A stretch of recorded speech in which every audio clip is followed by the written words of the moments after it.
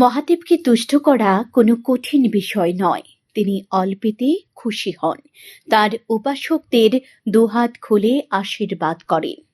তাই শ্রাবণ মাসের শেষ সোমবারে উদয়পুর মাতা ত্রিপুরা সুন্দরী মন্দিরে সেন্ট্রাল রোড মহাদেব বাড়ি সহ বিভিন্ন শিব বাড়িতে ধর্মপ্রাণ শিব ভক্তদের উপচে পড়া ভিড় পরিলক্ষিত হয়েছে। শিবের মাথায় জল ঢেলে পরিবার ও স্বামী সন্তানদের মঙ্গল কামনা করেন মহিলা ভক্তরা। পুরোহিত মশাই বলেন, শ্রাবণ মাস শিবের জন্ম মাস। আজ ছিল শ্রাবণ মাসের শেষ সোমবার। সোমবারে শিব আবির্ভূত হয়েছিলেন। সে ধর্মীয় বিশ্বাসে শ্রাবণ মাসের প্রতিটি সোমবারে ধর্মপ্রাণ শিব ভক্তরা শিবের মাথায় জল ঢেলে আশীর্বাদ প্রার্থনা করেন। শ্রাবণ মাসের শেষ সোমবারে এই বিষয়ে ভক্তদের মধ্যে বাড়তি উৎসাহ উদ্দীপনা পরিলক্ষিত হয়। মধ্যরাত থেকে শিব ভক্তরা ভাঁড় নিয়ে ছুটে চলেন উদয়পুর মাতাবাড়ি কল্যাণ সাগর দিঘির ঘাটে।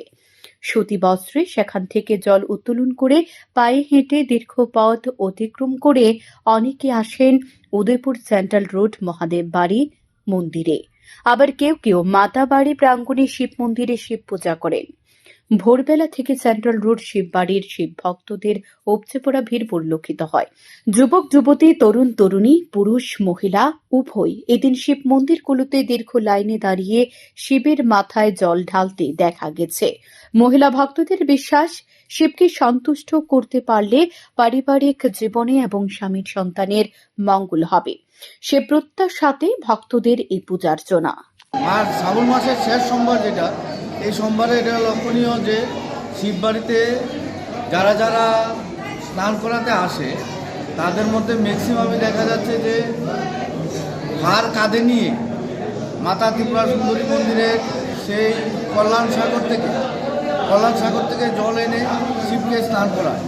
এটা অনেক বছর যাবৎ এখানে চলে আসছে, দিন দিন যাবৎ সংখ্যা বাড়ছে এবং আজকে দেখা যাচ্ছে ভোর 4টার থেকে বিরাট ভক্তের সমাগম এখানে। এখন পর্যন্ত স্নান এটা কটা পর্যন্ত চলে ঠিক নেই, কারণ প্রচুর লোক সংখ্যা হয়।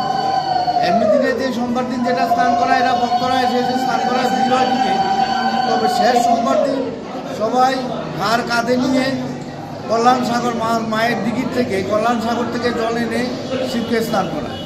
সেই জন্য দেখা যায় যে প্রতি শ্রাবণ মাসের